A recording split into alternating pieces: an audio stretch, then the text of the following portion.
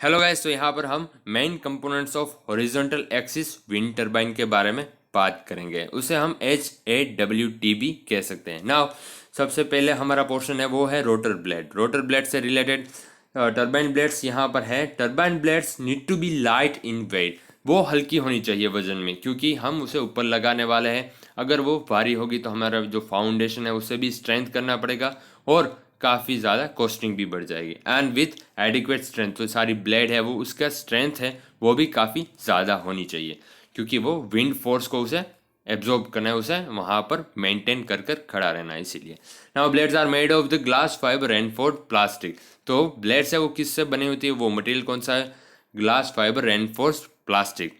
And they have an aerofoil type of cross section. तो जो पूरी ब्लेड है वो एरोडायनेमिक वे से उसे डिज़ाइन किया गया होता है, क्योंकि to lift as the air flows over them, वो पूरी ब्लेड से वहाँ पर हमारी एयर फ्लो करने वाली है। तो कुछ इस तरह से एयर फ्लो हो कि हमारी जो ब्लेड्स है वो कंटिन्यूसली रोटेट कर सके, उसीलिए उसे एरोडायनेमिक शेप में उसे डिज़ाइन किया जाता है। The blades are slightly twisted from the outer tip to the root to reduce the tendency to stall.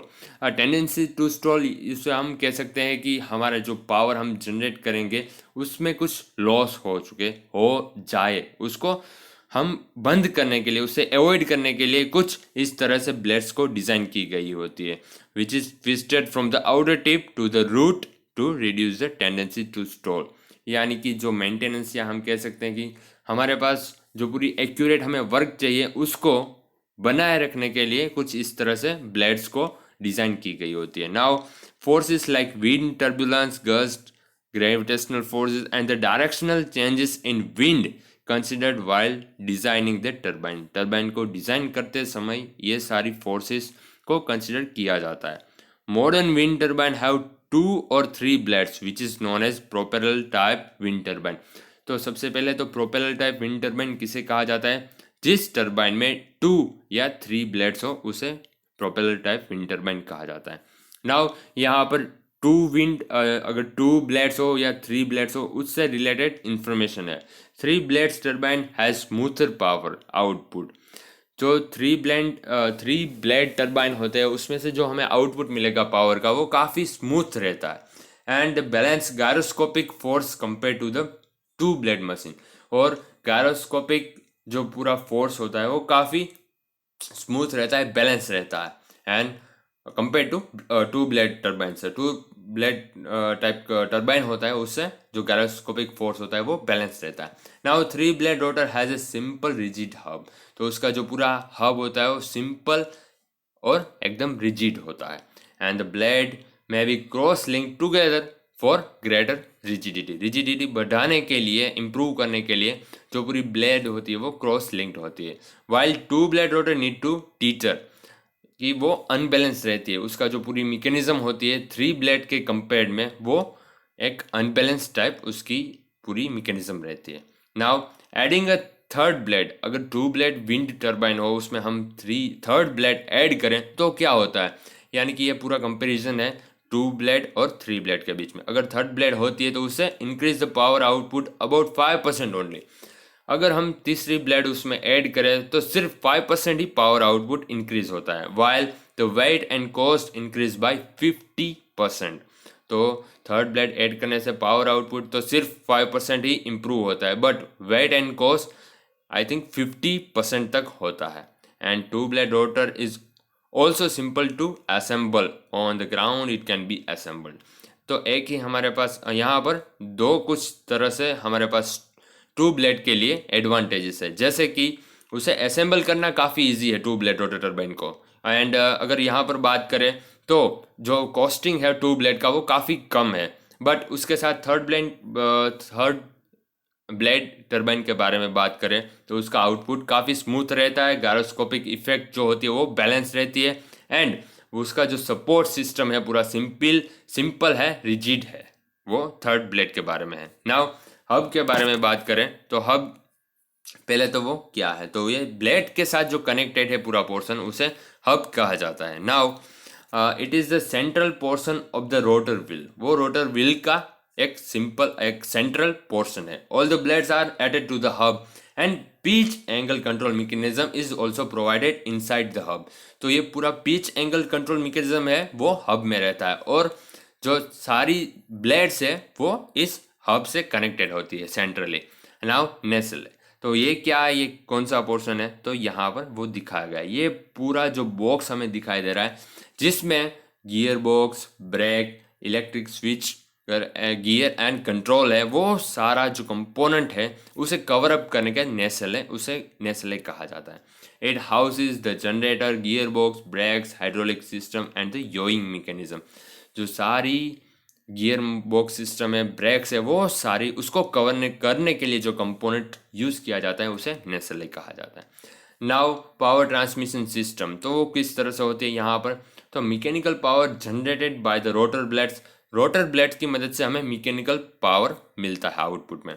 Is transmitted to the generator through a gear box. तो वो ट्रांसफ़र कैसे होता है, गियर बॉक्स की मदद से होता है, और गियर बॉक्स है वो क्या करता है, वो पावर आउटपुट को स्टेप अप करते हैं। एंड पावर ट्रांसमिशन केबल के थ्रू होता है पूरा। नाउ जनरेटर के बारे में हम बात करते हैं, तो जनरेटर कहाँ पर लगा होता है और उसका पर्पस क्या है। तो यहाँ पर जो सारी इन्फॉर्मेशन है वो कुछ इस तरह से है कि मैक्सिमम कैपेसिटी टरबाइन के लिए यहाँ पर है, ये मीडियम कैपेसिटी वाले के लिए, ये स्मॉल के लिए।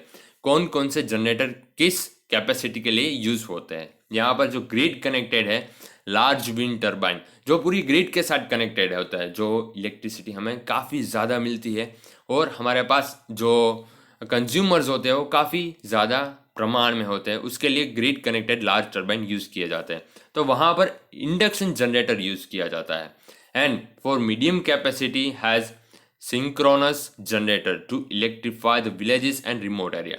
अगर विलेज जो कंज्यूमर है वो उसकी जो मात्रा है, उसकी कैपेसिटी है वो काफ़ी कम है, यानी मीडियम साइज़ की है, तब वहाँ पर सिंक्रोनस जनरेटर का यूज़ होता है। तो हम विलेज को अगर इलेक्ट्रीफाई करना चाहते हैं तब यहाँ वह उस विंड मिल के लिए हम सिंक्रोनस जनरेटर का यूज़ करते हैं।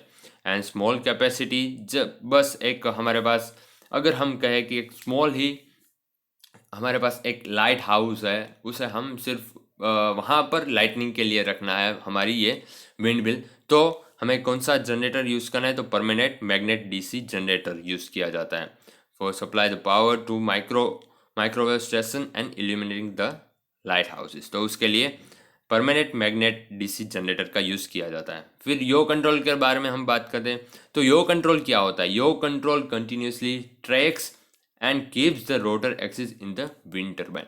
तो यो कंट्रोल का एक ही सिर्फ मतलब होता है, जिस डायरेक्शन में हमें एयर हम इम्पिंज कर रही है एयर, उस डायरेक्शन में हमारा रोटर ब्लेड को खड़ा करना, बस यही सिंपल।